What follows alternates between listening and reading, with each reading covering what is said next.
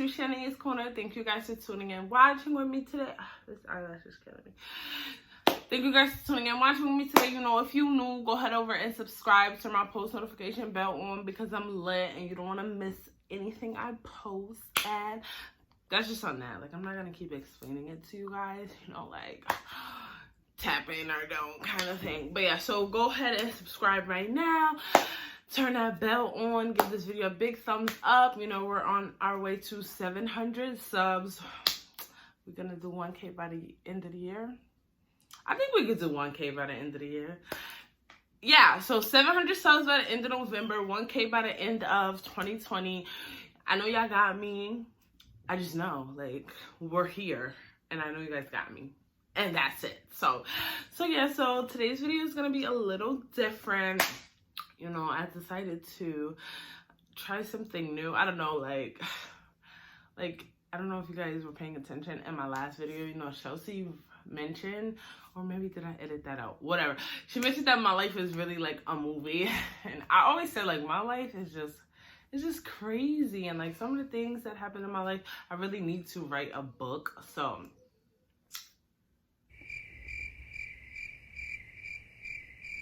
I'm not gonna write a book. Not right now, anyway. I'm gonna do a little story time. So this is my very first story time. I'm really excited to share stories with you about, you know, major events in my life, not so major events in my life, things that I wish had happened differently, things that I wish didn't happen at all. So buckle up, you guys. This story is kind of funny. I would say it's kind of funny. It's kind of funny. It's kind of sweet, kind of heartwarming. Yeah, it's all those. It's all those. So stay tuned, you know, before we get into the video, the little story time or whatever. Make sure you guys subscribe, turn my post notification bell on, hit the like button, give me a big thumbs up on this video because you love me and I love you. That's it. So today's story time is going to be my first labor and delivery story, and we're going to be talking about when I was pregnant with my son Harlem, my little boo-boo. I just love him so much. I don't really know where to start, so if I'm like rambling a little, just flow with me. It's not that touching, it's not that deep, but I would say it's more funny than anything else.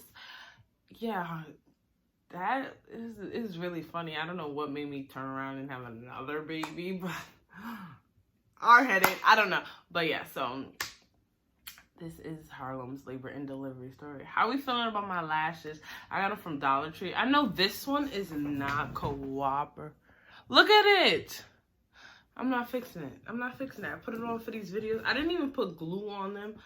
I just, like the little sticky part I put it on, so they'll be ripped off when I'm done with this video. I just didn't have time to order like the regular mink lashes I order from like Amazon or whatever. So yeah, so enough of me rambling. Let's get into this story time. So well, first things first, let me address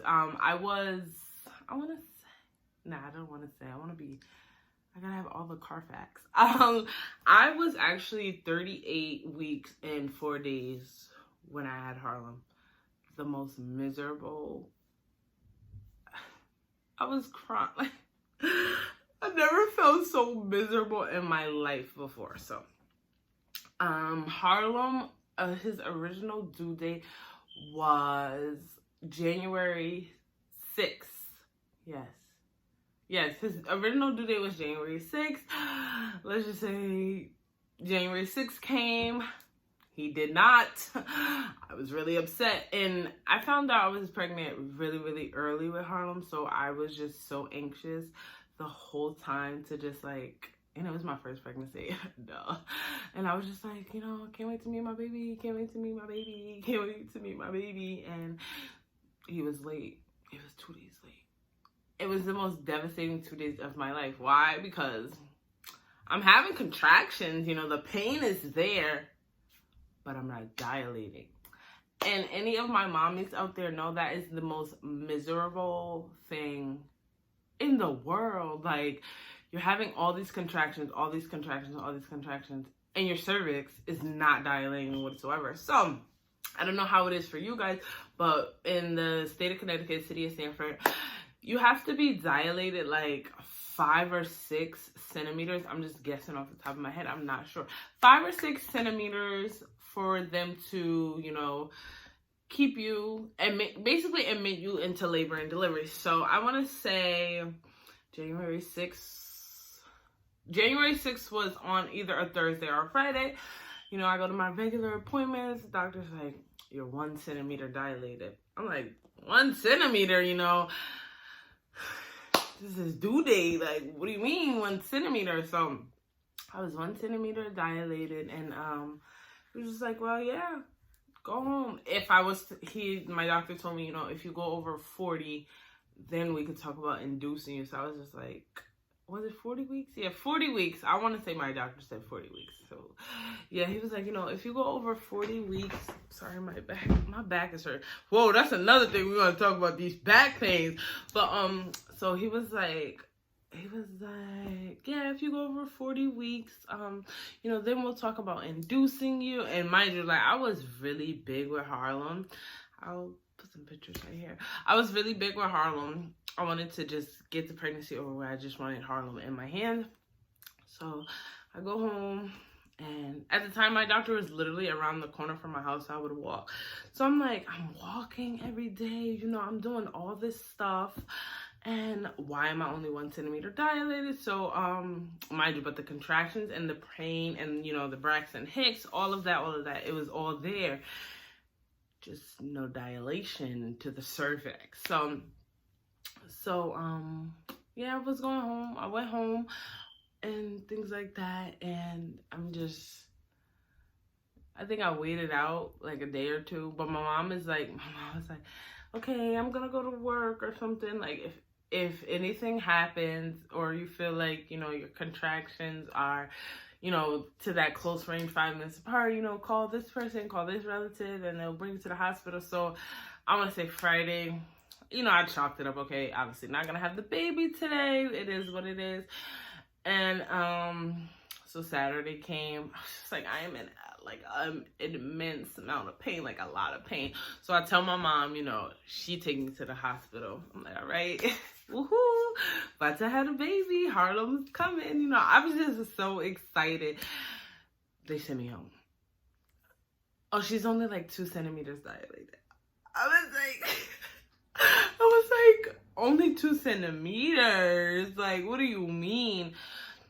So that was crushing, you know. I'm going, I'm like, I'm in so much pain, you know. They put you on the monitor, they hook you up or whatever, and oh, they check your cervix. They're like, oh yeah, you're only dilated 2 centimeters, we're gonna send you home. And I'm like, all right, going home again. So I go home, sad, you know. Time is just passing.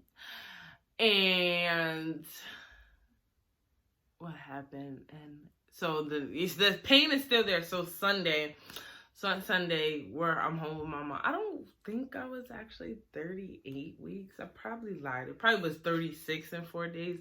My memory just be shot up. But yeah,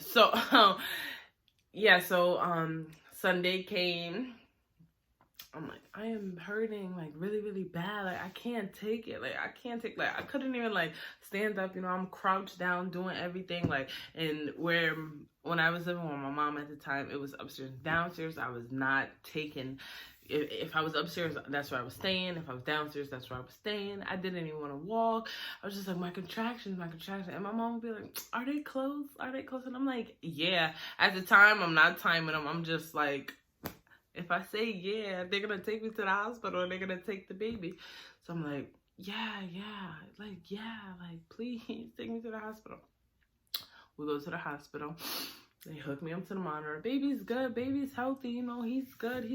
You know, he's ready to come. He's a face down. I'm still only 2 centimeters. We're going to send you home. So now it's like, they're playing with my mind. So I'm crying and stuff. And I'm just like, I cannot take it. All from Friday to when I had Harlem, still having contractions.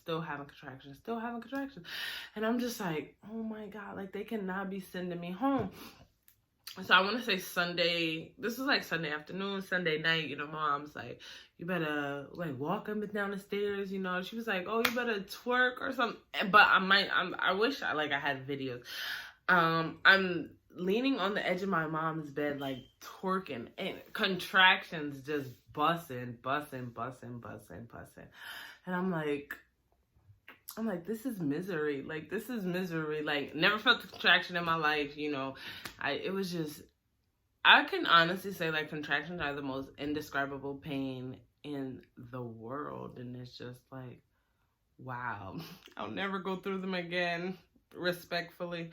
But, yeah, so Sunday, you know, and I can't sleep, of course. So Friday to when I had Harlem, got probably, let's say 8 hours of sleep collectively, because the contractions were so bad that they kept me up. So, you know, it's Sunday afternoon, evening, whatever. I'm just here. I'm just like, oh my God, I don't know what to do. Like, it's just so miserable. It's so miserable. So we're trying all this stuff.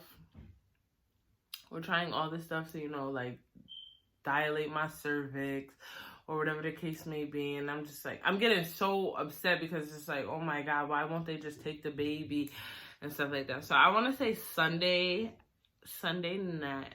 Yeah, Sunday night, like 12 a.m. maybe, early Monday morning.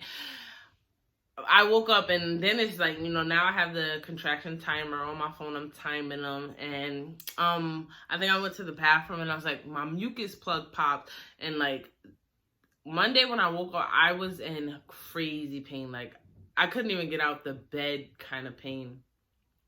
So I was like, well, my mucus plug popped, so then we went to the hospital. So now I'm like, it's go time. The funny part is actually coming up. So, you know, we go to the hospital or whatever. They're like, okay, it's like, I've been in pain since Friday.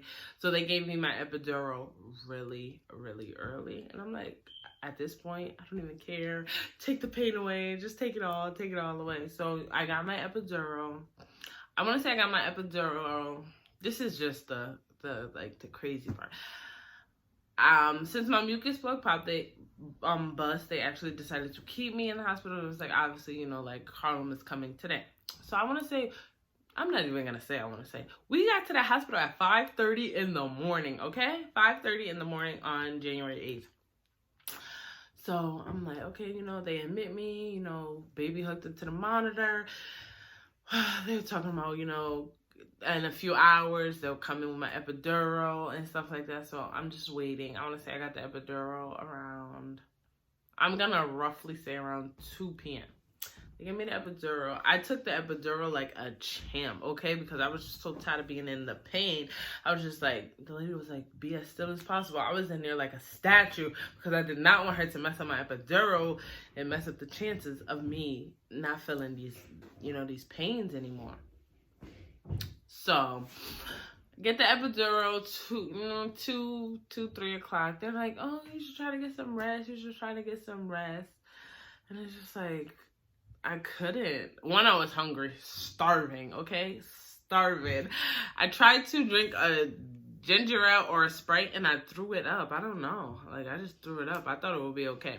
But didn't agree with me, so yeah, so that just happened. And then, I think I probably slept for like 45 minutes, if that.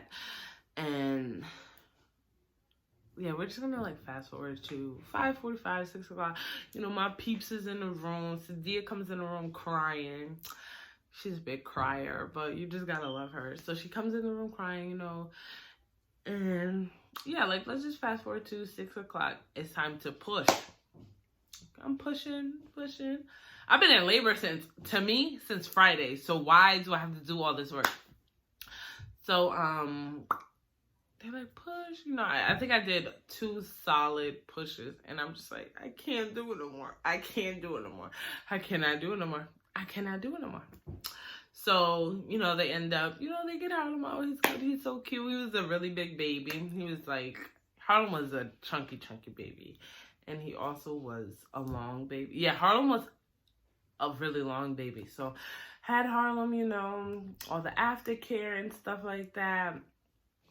happens and stuff like that. So, you know, they take me to my room where I'm going to be for 2 days. And I don't know if you guys know, but in Stanford, like, they don't release you from the hospital if you don't, this looks ridiculous. They don't release you from the hospital if you don't pass a stool. Pass a stool or use the bathroom by yourself because, you know, when you're in labor, you have the catheter bag and things like that. So, I could not go to the bathroom. I could not go to the bathroom. I guess from having the catheter on from like 7 a.m. to 6 p.m. And that's another thing. Like, I missed the cafeteria. Like, I had Harlem at like 6:01. And, you know, the cafeteria in the hospital closes at 6. Pissed. Starving. Didn't eat all day. Couldn't even eat after I had my baby.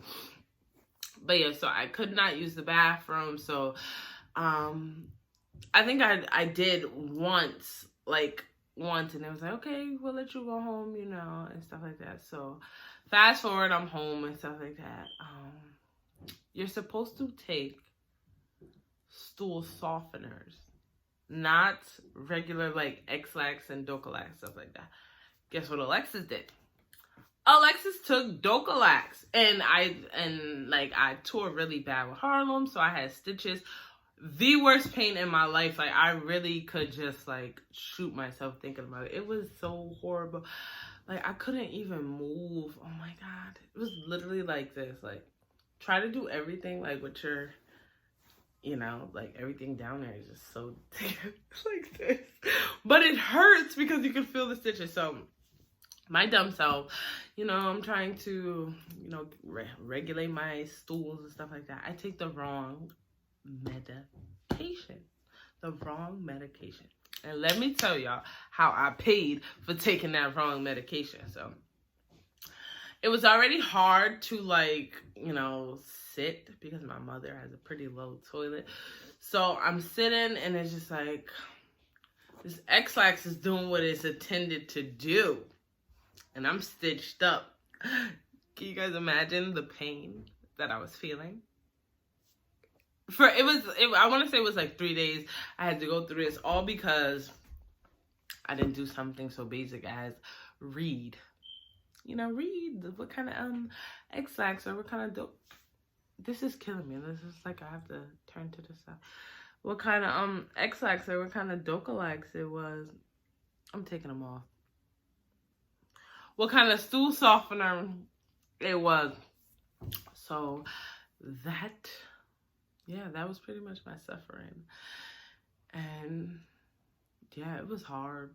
It was so hard.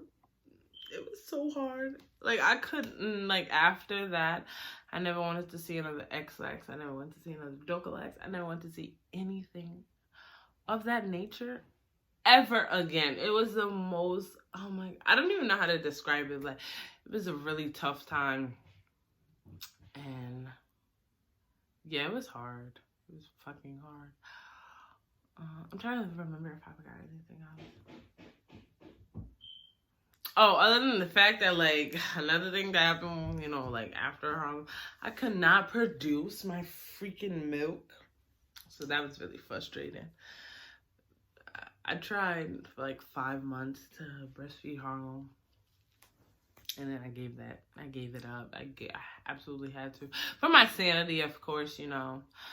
It just was not working. But yeah, so to all my mommies, you know, about to have a baby, make sure you take stool softeners. Not X-Lax. Stool softeners, you know, it obviously softens the bowel to make it, you know, kind of flow nicely. And X-Lax is just like if you backed up.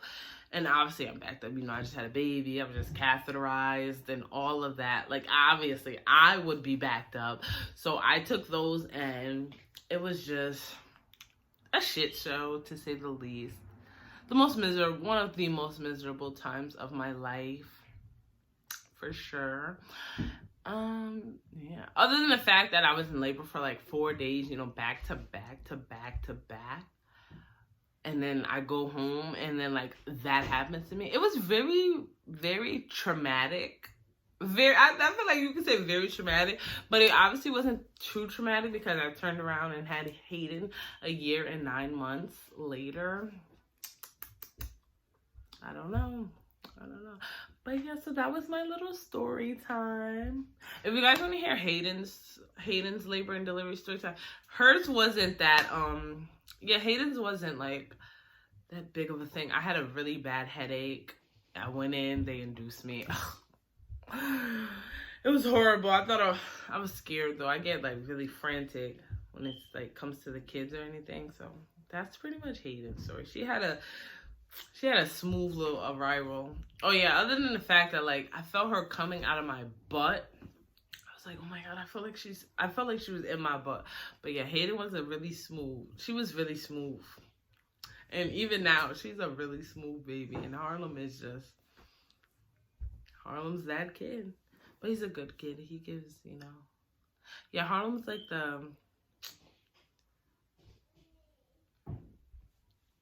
he's the energetic one. He's the energetic one.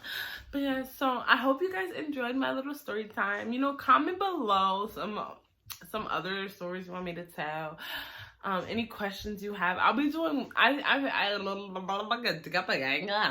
I think what I'm gonna do is do a story time like once a week. Yeah, I'm also gonna start getting into doing wig tutorials again. Thank you to my first love TikTok. Not my first love, but my newfound love TikTok. The ladies is up there killing it with the synthetic wig. So I am going to be bringing that back to my channel really, really soon. So yeah, so I hope you guys enjoyed my story time. If you haven't already, don't forget to subscribe, turn my post notification bell on, give this video a big thumbs up, comment below some other story times or some other questions you have. We're going to be doing an updated Q&A really soon. And thank you guys for tuning in. See you.